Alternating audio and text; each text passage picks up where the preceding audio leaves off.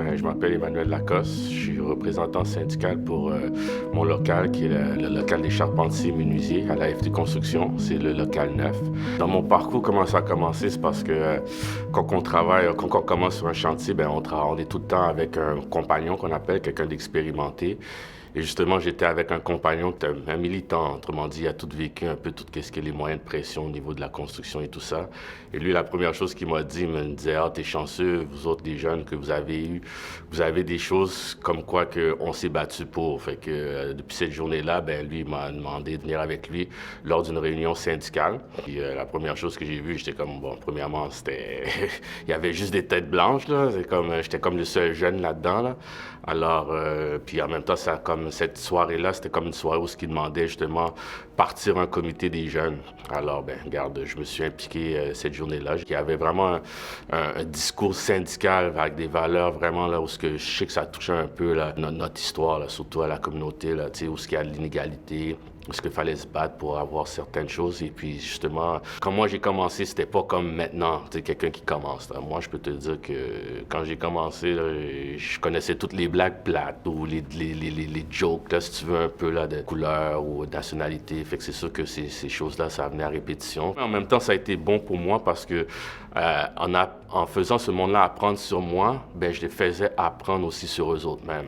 Et des fois, ils venaient par après, soit pour s'excuser ou disant, OK, garde la blague que j'ai dit, j'ai pas pensé, je pensais que c'était drôle. Tu sais, c'est contagieux. Quand tu fais quelque chose, quelqu'un, il sait que, OK, il est capable de sensibiliser, ben ensuite, après cette personne-là, il sensibilise un autre, et un autre, et un autre, et à un moment donné, ben, son entourage, ben, tu vois que ça a changé. C'est surtout le syndicat. Je pense que c'est un bon outil pour justement la dénoncer de cette chose-là de système de racisme systémique. Et je trouve qu'on est l'organisation justement qui peut amener à faire un changement. Pourquoi? Parce que là, justement la FTQ, justement au niveau de la structure, ben, on peut voir que dans notre structure, ben, il y a plusieurs personnes de d'autres communautés qui siègent à plusieurs postes.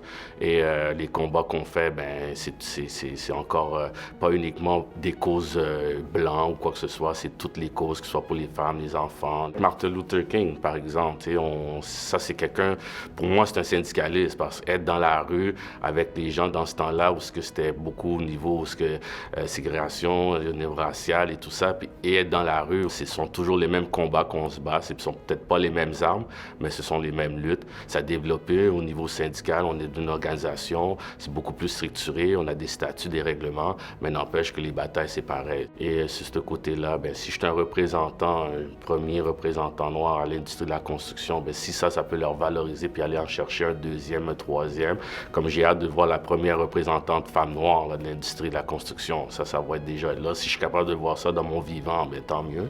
Si j'ai ouvert la porte et il y en a d'autres qui ont pu voir que j'ai ouvert la porte pour eux autres, ben, pour moi, c'est un héritage que je suis content de laisser. Là.